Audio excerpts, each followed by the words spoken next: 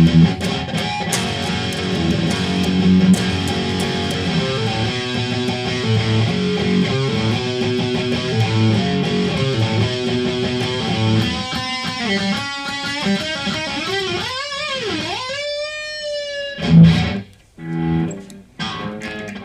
up, guys? Brian Haratsky here.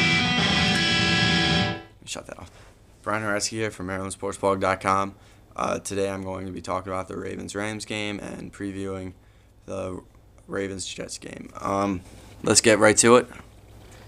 Ravens-Rams. What can we say? It was complete domination by the Baltimore Ravens.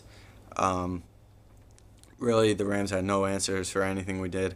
If we wanted to run the ball, we ran the ball. We came out throwing deep bombs to Torrey Smith. He had a career game, 3 touchdowns in a quarter, which was just phenomenal. The first 3 catches he had came for touchdowns. A lot of people were criticizing him early in the year. I just wanted to take a wait-and-see approach. I know he's raw coming out of college. He was raw in college. He was going to take a little while to develop. But you saw just the pure ability the guy has. He's gonna be big for the Ravens for years to come. And you can take my word on that. He just when he just goes out and plays like backyard football, as Ray Lewis told him to do, you can't stop him because he can outrun you. Justin King just had terrible trouble. He was completely overmatched trying to match up against Torrey Smith. The Rams really had no answers. The Ravens ran the ball when they wanted. Ray Rice only had 8 carries and still put up good yardage. Joe Flacco had a whale of a game. He really could have thrown for 5 or 6 touchdown passes. Bolton had a chance for a couple of them in the end zone. Torrey Smith missed Torrey Smith on 1 or 2 deep passes, and Ed Dixon missed one. Both were extremely close. The unsung hero of that game had to be Laquan Williams, though. He really saw his first action for the Baltimore Ravens. He was in on a couple plays before. Basically, it was just blocking, but he had his first career catch. He was targeted 2 other times in which he almost came down with the ball. One was out of bounds. One he got an offensive pass interference for. But really, when it comes down to it, he was just phenomenal in the blocking game. Run blocking, pass blocking. When I mean pass blocking, I mean blocking for his fellow wide receivers, not on the offensive line. But, my point. He just dominated the Rams cornerbacks, just overpowered them. That's really going to come to play big. With Torrey Smith and Lee Evans, they're not the biggest guys. They're not like Anquan Bolton, who can be a really good blocker down the field. Laquan Williams, he's one of our bigger wide receivers who can handle his own in the blocking game, which is really good for the Ravens to come. It was a little bit of a surprise to see him jump up to the number 3 wide receiver position with David Reed and Lee Evans out, being that Tannen Doss was a draft pick. I think it was a 4th-round draft pick. The undrafted rookie, though, and Laquan Williams, moved up to the number 3 role, and I thought it played very well. Still, the cornerbacks for the Ravens were a little bit shaky, but I thought they more than did their job. Only got beat on 1 deep pass late in the game when the game was already over.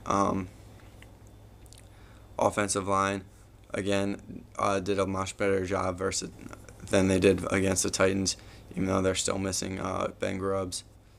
I thought Gerard is a much better substitute than Mark Lavore.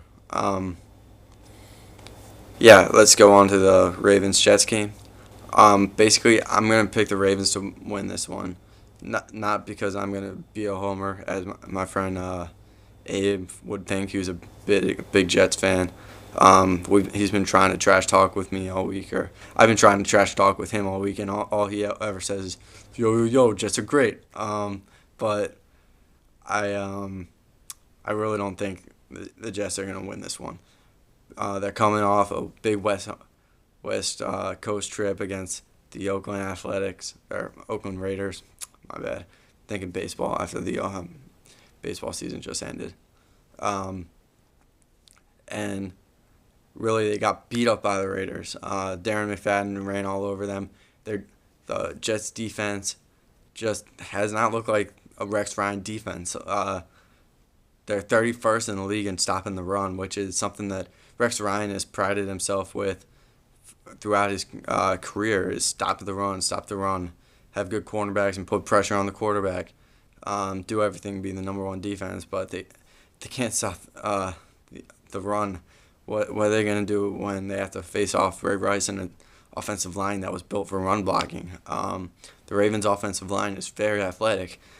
They're built just to run the ball, and they've been transitioning to being a more passing offensive line, but they're still built to run the ball.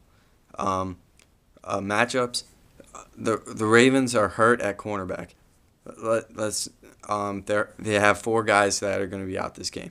They're missing safety, Nakamura, who's really about the third safety, but he plays a lot for a guy who's like a third string safety or a fourth string safety, because he can be the nickel guy. He's a very smart player, one of my favorite unsung players on the Ravens. Also, Chris Carr is questionable. I think he's going to play. I think it would be a really good matchup to put him on Derek Mason. Basically, because Chris Carr is smart, he's not going to be tricked by all Mason's cuts and everything like that. You'll probably see Santonio Holmes being covered by Lardarius Webb, which I think is a decent matchup for the Ravens. Still, I think the Jets have a advantage in that one, and Kerry Williams will probably be on Plexico Burress, another thing that the Jets will have an advantage on. But the Ravens will put constant pressure on them because the Jets haven't been able to run the ball that well this year. They've really had to win by passing, which against a good defense, which they haven't really had to see that much this year, except for against Oakland, which is a decent defense, not really a great one, not like the Ravens, that they've had to win by passing. Their running backs, Green, they've been having trouble opening the holes up for him. Their Pro Bowl center is questionable. He only had one limited practice this week. If he plays, I don't think he'll play that well. He's going to be on Haloti Ngata or Terrence Cody. I think the Ravens have a huge matchup with that, huge advantage in the matchup with that. So just all day the Ravens are going to put pressure on Mark Sanchez, whichever one you want to call him. I'm sure Abe would want to call him Sanchez because he thinks he's great, but he's not the brightest quarterback in the world. If you put pressure on him, he will make mistakes.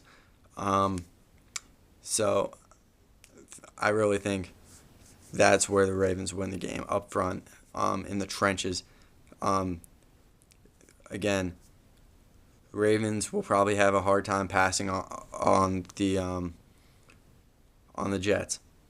Our advantage is running the ball and our tight ends. Last year when the Ravens met, they really had a hard time covering Todd Heap. The Jets did. Well, you add in Ed Dixon. You put Ed Dixon in, which right now he is a better pass-catching tight end than Todd Heap was last year. He's much faster, much more athletic ability. Maybe not the hands and the pattern running abilities as Todd Heap did last year, but he's still more athletic. And Jimmy Leonard, a former Raven who is a starting safety now, that the Ravens didn't think was good enough to be a long-term starting safety, is a starting safety for the Jets. He couldn't cover Todd Heap. Just think how he's going to play against Ed Dixon. They're going to have to either double cover him with a linebacker, which he can beat easily. The guy runs a 4.59. A fast linebacker runs about 4.6, which was Tavares Gooden, and we know he was an undersized linebacker, who is now playing with 49ers, a former Raven, third-round pick. Really never became what the Ravens wanted him to be because he couldn't stay healthy because he was undersized for a linebacker. That's the type of linebacker that would be able to cover an Ed Dixon. But you're gonna think the Ravens are gonna run the ball and probably pass to their tight ends this game, and it's gonna give the Jets a lot of trouble.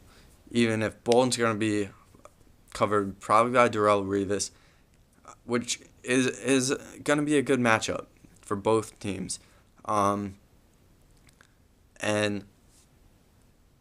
Antonio Cromartie is gonna cover the Torrey Smith, who's only had one really big game. That's a good matchup for the Jets too. Antonio Cromartie's he's a fast corner, extremely fast, but he's not the brightest corner in the world. You can make him make mental mistakes. You can get pass interference calls on him. If he gets beat, he's going to try to tackle the wide receiver. And Kyle Wilson's probably going to be matched up on Laquan Williams or Tannen Doss, whichever one is the third wide receiver. Right now, I think it's probably going to be Laquan Williams. I think, like, with his speed and skill positions, yes, the Jets do have a little bit of an advantage, but I don't think it's going to be enough because really football is won in the trenches. It's won up front. I don't think the Jets are going to be able to stop the Ravens' run game, and the tight ends, and I really think that's what it's going to come down to. Again, we have home field advantage last year. The Jets had a huge home field advantage. They were opening up their stadium on Monday Night Football. Think about that. Monday Night Football. Opening a brand new stadium. Something that looks like just a fabulous coliseum. And the Ravens still beat them. So, home field advantage. Ravens might be a little bit hurt, but they just had a pretty easy week dominating the St. Louis Rams. I mean, they only had to play one quarter and they were up by 21 points. Most of the guys at the end of the game got some rest. So the Ravens are going to be pretty well rested despite being hurt. The guys that played that are healthy, they're going to be very healthy. The Jets just got their teeth knocked in against the Raiders. Complete opposite ends of the spectrum. That's basically why I think the Ravens are going to win. I got a couple more minutes left. I have to keep my videos at 15 minutes for YouTube because my computer, I don't have a program that edits the type of files that my video camera puts out. So let's talk about the Baltimore Orioles beating the Red Sox for a little bit. Yeah, what a great way to end the season. Yes, it was a very disappointing season in the middle stretches. The Orioles just had terrible pitching. Brian Matusz had probably the worst statistical year that you could have for MLB pitcher. ERA over 10, everything. That really hurt the Orioles. They were throwing out stopgap pitchers, and it was a bad season. But we always played the Red Sox tough. The Red Sox always had the advantage of the calls. The umpires, you know how biased MLB umpires are. Even though they're crappy in the first place, they miss tons of calls during a game. They probably miss 1 to 10 calls. But when the Baltimore Orioles play the Red Sox, the strike zone for the Red Sox is this. Strike zone for the Orioles batters is this. And it's very hard to beat them. Plus the fact that the Red Sox have more talent than them. But they really held their own. They got in a fight with them, which I said way back when I thought that was the biggest thing that could happen for the Orioles down the line. That's what really helped the Tampa Bay Rays was fighting the Red Sox, and the Orioles were the main reason the Red Sox went home. They went 5 out of 7 games. The Orioles beat them down the stretch, and my time's about up. Thank you for watching. Hope you all have a great weekend. See ya.